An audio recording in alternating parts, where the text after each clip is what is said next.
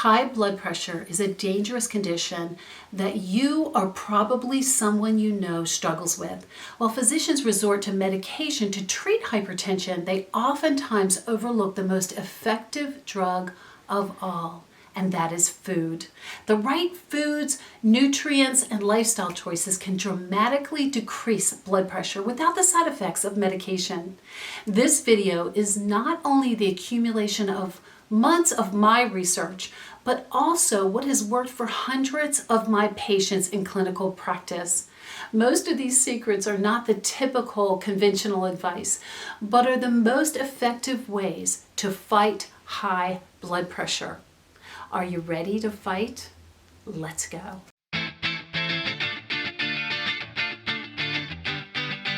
Hey there, beautiful people. This is Lindy Ford, registered dietitian, clinical and licensed nutritionist and nutrition detective. So my mission is just to lead you to greater freedom in all areas of your life. So please subscribe to this channel, join our YouTube family. If you haven't already, hit that bell and you'll be notified of future videos, and follow me on Facebook, Twitter, Instagram, LinkedIn, all of the social media. And listen, I play nutrition detective to people all across the United States by my nutritional counseling. Check out my Google reviews and email me if you would like more information. Listen, hypertension or high blood pressure is a dangerous, pervasive condition. 1 in 3 Americans present with it. And because notoriously there aren't many symptoms of it, many don't even know that they have it. It's especially dangerous because hypertension greatly increases your risk for cardiovascular disease, including strokes and heart attacks. Now listen, what I do in my practice is I have my patients buy a blood pressure monitor, and I have them actually keep a journal of their blood pressure readings throughout the week at various times, and that is so helpful. If you struggle with blood pressure, please start doing that. Keep a journal. If you're incorporating all of these secrets, you want to see that journal because your blood pressure will go down. The American Heart Association guidelines say that it's systolic over diastolic is what the reading is, and the systolic is for high blood pressure is over 120, and diastolic is over 80. Now there are different levels of that. You can have very bad high blood pressure or just mild high blood pressure. When my patients adopt the following lifestyle secrets, they are able to greatly reduce or go off of their blood pressure medication with their doctor's help. There are a small percentage of people with active kidney and advanced heart disease who need to be on medication. But everything I'm giving you in this video is going to benefit everyone. The problem is that even when we have mildly elevated blood pressure, we get put on medication without trying these effective interventions first. I looked at a meta-analysis of 38,000 patients with a decreased risk of heart disease with stage 2 hypertension. That's 149/90, between 149/90 and 159/99, being treated with blood pressure medication. Over a follow-up time of 6 years, they found no reduction in the risk of cardiovascular disease events or even the risk of death. What they did find in this study, this huge study, is that they had a greater risk for low blood pressure, fainting, and kidney injury. Blood pressure medication is not always the answer. That is why this video is so important. Now, I need to mention this very quickly, that there are certain prescription, over-the-counter drugs and herbal remedies that raise blood pressure, and we oftentimes don't realize it, like decongestants, steroids, birth control pills, ibuprofen, ginseng, yerba mate, kola nuts, guarana, and licorice root. So just make sure if you're struggling with blood pressure, you're not ingesting any of those. So here are my 9 secret lifestyle interventions to lower blood pressure naturally. Let's get fighting. 2 interventions that are going to have the most impact on you, I have saved for last, so please stick with me to the end of this video.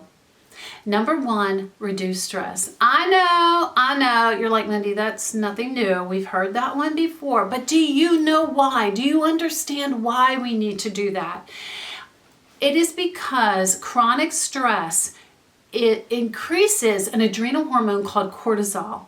That hormone, when it's increased over a long period of time, also increases a hormone called ACTH. ACTH increases blood pressure in healthy and hypertensive individuals. I know it's easier said than done, and different personalities handle stress differently and have different types of stressors. Figure out where your stressors are coming from. Sit down, do some soul searching, write things down, find out where this chronic stress is coming from, and take action and fight against it. Do things differently. Number 2, enjoy regular exercise. Okay, listen, walking is wonderful. I want everyone walking, but that's not quite enough to lower blood pressure. Studies are showing that the most effective exercise is exercise that increases your heart rate up to at least 120 beats per minute, and really alternating between different types of exercise are more effective. And that means between cardio, interval is like short bursts of intensive exercise, strength training, and isometric exercises like planks. I don't want to hear that you can't exercise. I don't want to hear it. People in wheelchairs exercise and can exercise. You can do it. Even if it's 5 minutes. I'm not asking you to run marathons, and I'm not asking you to do intensive workouts, but start with 5 minutes. I did an exercise video. I'm going to link that below on how even non-exercisers can start exercising. And remember, it's consistency. It's consistency that counts. Number 3 is to consume optimal amounts of omega-3s. Listen, beautiful people, omega-3s are potent anti-inflammatories that block the angiotensin converting enzyme ACE. They decrease the production of artery constricting factors. Yes, we need to get more omega-3s in the foods that we eat. But to get those blood pressure lowering benefits, studies are showing that we need between 1 and 3,000 milligrams per day. So you may need to supplement. And I'm going to link a link below on omega-3s and any supplements that I mention here today. Beautiful people, you can get them at a 20% discount on my dispensary through Wellevate. You have to sign up for a one-time account, and it is just a wonderful way to get quality, high quality supplements that you would get from a reputable health food store for 20% off. So I'm linking that link below. Number 4 is to take CoQ10. My favorite form of CoQ10 is ubiquinol. CoQ10 helps to generate energy in the body and really is my number 1 supplement for heart health. Unfortunately, it's not fair, I know, but unfortunately it decreases as we age. And when we take certain prescription drugs like statins and other drugs. Studies are mixed, but the reason that I listed it is because of a meta-analysis that I saw of 12 studies showing a significant decrease in the systolic and a moderate decrease in the diastolic rate of your blood pressure. Now listen, just lowering blood pressure is not enough to eliminate our risk of cardiovascular disease. That's why CoQ10 is so important. It is so important. CoQ10 also decreases abnormal heart muscle thickening. The dosages, the benefits, all of that are on my CoQ10 video. I'm going to link that below. Number 5 is to consume garlic and hawthorn. I saw a great study that said that hawthorn, when combined with garlic, acts in a fashion similar to a commonly prescribed class of blood pressure medication called ACE inhibitors. Like omega-3s, they inhibit angiotensin converting enzyme ACE, minimizing the production of angiotensin II. It's a powerful blood pressure constrictor, and it raises blood pressure.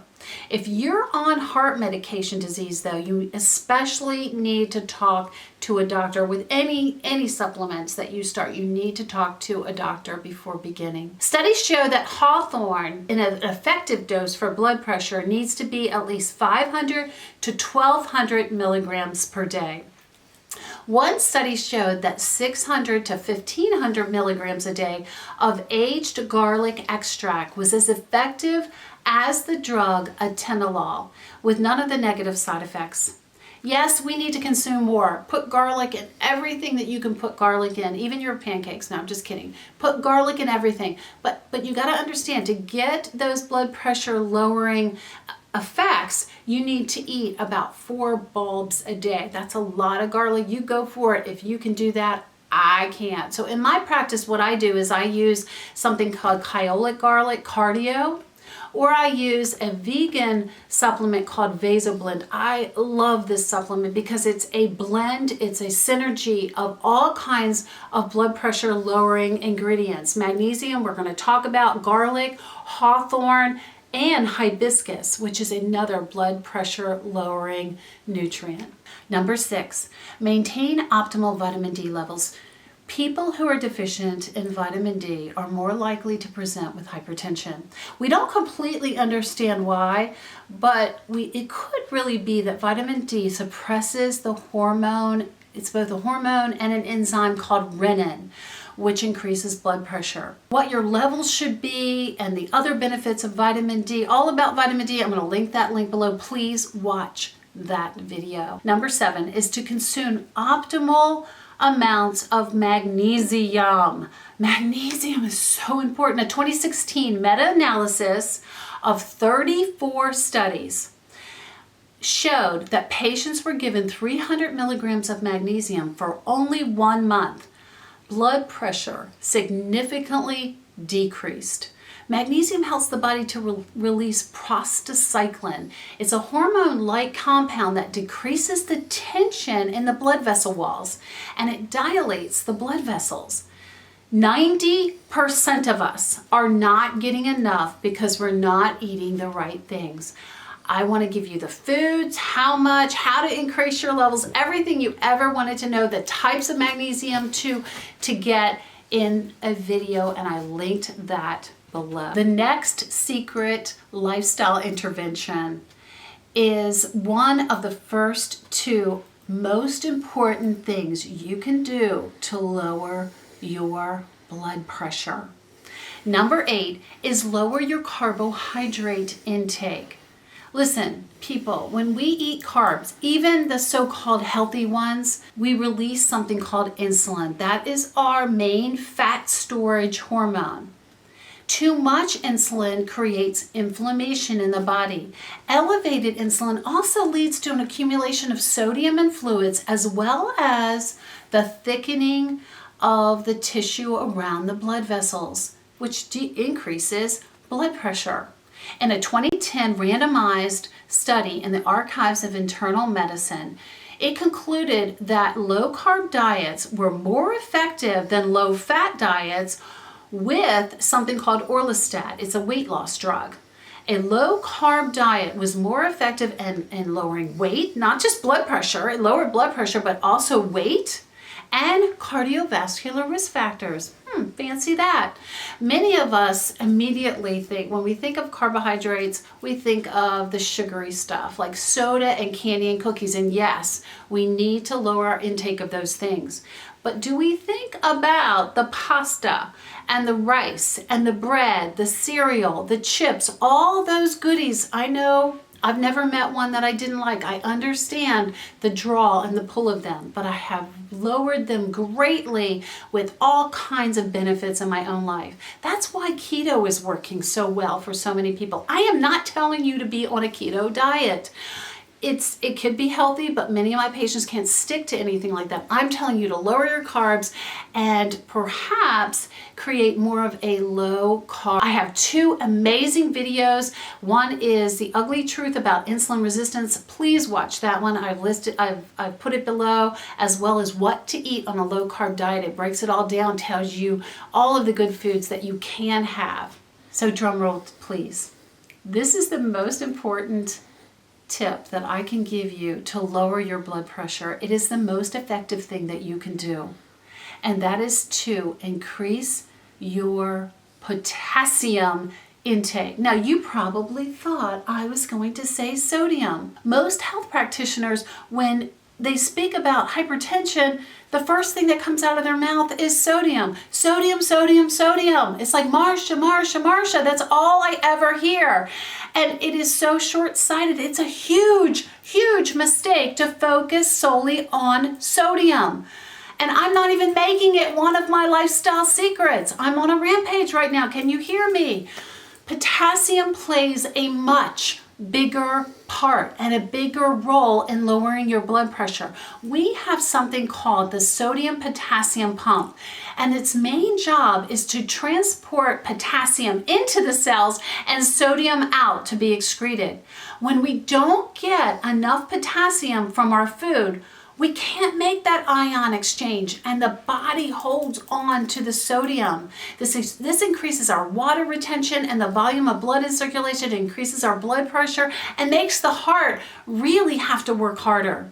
This pump needs to be in balance. In fact, we do need sodium for it to be in balance. Actually, there are times when I am sodium deficient.